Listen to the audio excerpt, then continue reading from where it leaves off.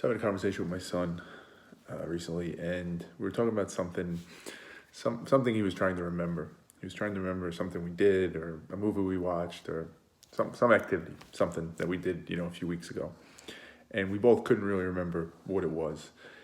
And at one point, he thought he remembered what it was, and he said, "Oh, it's that. It's that. I'm certain. I'm certain it's that." And the word "certain," if you've ever heard any of my videos or know me at all, is a trigger word for me. So I said, "You're certain?" Question mark. And he said, "Yeah, I'm certain. I'm definitely certain." And I said, "Do you know what certain means?" And he looked at me a little bit and he said, "I don't know." And it's probably, he probably had a definition in his head, but by the way I asked the question, he could tell, like, I'm not sure that I have the right definition. So he said, what does it mean? What does certain mean?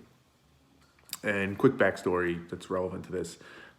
Like many people, I assume, do with kids or maybe even older, when my son and I are talking about something and we talk about promises, the pinky promise is kind of the highest level promise you can make, right? If I say, "Hey, we can't, go to the park today, but we'll go tomorrow," and he wants to make sure, he'll say, "Dad, do you pinky promise?" And if I pinky promise, then you better bet we're going to the park tomorrow. Same thing with him, right? If I say, "Hey, Kay, I'm gonna go take a shower, I need you to clean the playroom or something," and he says, "All right, I'm gonna do it," and I say, "You pinky promise again." He's gonna clean the playroom. So it means something to us, and he gets it, right? It's one of those concepts where just very instinctually he understands the seriousness of making a pinky promise. And there's been times where I've said, "Hey, are you sure? Pinky promise?" And he hesitates and he says, "I'm not gonna pinky promise," because he knows what it means, the significance of it.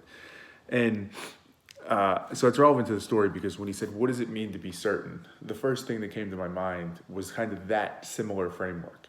So I said, it means you're in effect making a pinky promise to me that you know for sure that that's exactly what it is. That you are completely, absolutely sure, 100%, pinky promise level guarantee that that's what happened.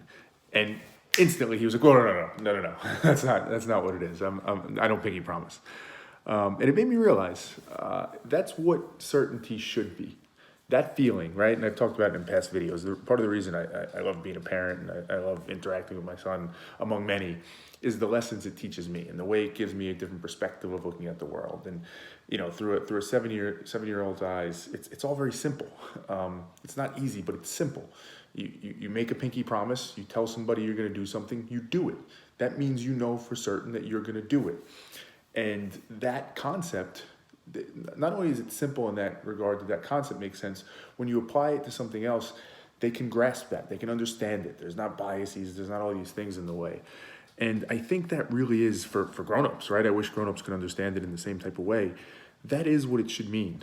When you tell somebody you're certain, when you speak with certainty, when you speak in absolute terms or extremes like that, you're 100% certain, or "I'm absolutely sure this happened," or "I am absolutely certain this politician is crooked," or "I'm absolutely sure this person's trying to destroy the country," or "I'm absolutely sure, this social issue needs to be this way," or "everybody should," right? All this certainty, all these things we're sure of. How sure are we? Right? And the idea of it being a promise, and not just a promise, but a pinky promise, if you can appreciate what that means, it's something that it becomes very personal for the person declaring that certainty, as it should be. There should be some threshold they have to feel like, "Hey, I am making some sort of commitment or promise to this person that I'm speaking to, that I'm using these terms in the right way. And then I'm not just throwing them around to exploit or take advantage of the way people's minds work, or how we want to believe certain things are a certain way, or we want to believe cohesive stories." Because those words, certainty, that action, that deep-rooted, "I'm sure this is it," that has meaning and power and impact on people and on society and on civilization.